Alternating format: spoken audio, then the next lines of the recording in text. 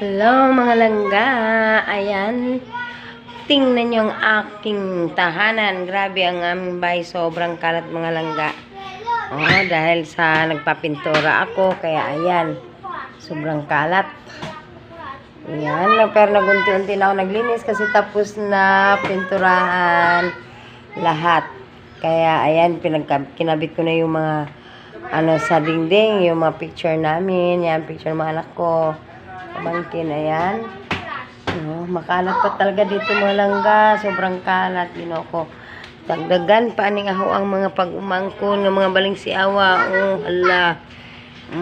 Baling mga siawa ni mga pag-umangkon ay ibillan kog bata dire sa maganara baling siawa mga ba makulitos. Ayan. Kasalukuyan akong naglilinis mula pa kanina umaga itong mga langga. Ayan, hindi matapos-tapos. Ay, Diyos ko, ako lang naglilinis. Ayan, tingnan nyo. Nagkawarak-warak na yung ko dun, yung aking aparador. Ayan, may magkalat pa sa taas. Ayan. May mga karton, mga ginoo ko. Diyos ko, anong oras ako matapos nito? Baka bukas pa ng umaga. Mamaya. Magkalata sa kumbalay mga langga, ginoo ko. Pero okay ra na. At least humanak ko papintura mga langga. Humana ng pintura. Ayan humana na. Maraming sa na mahumbalay mga langga. Oy. Ano ko baling kalata.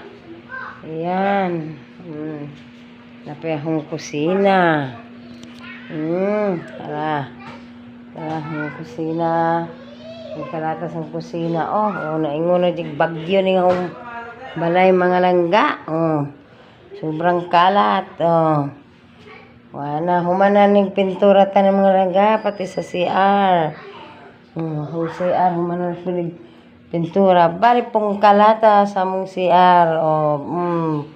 Tingog bagyo. Uy, ginoo ko. Yun ani dyan yung magpa-renovate sa atong balay mga langga, no? Bahing kalata. Pero una kung kuan mo na yung mga frame kay na yung mga makukulit na hong anak sa akong pag-umangkon, mga makukulit, baka mabasag. Yan. Kasi lang ginoo ko kapoy bayani magsigig pero agwanta na lamang kay maamay tinujuan pentura pa more. Yan.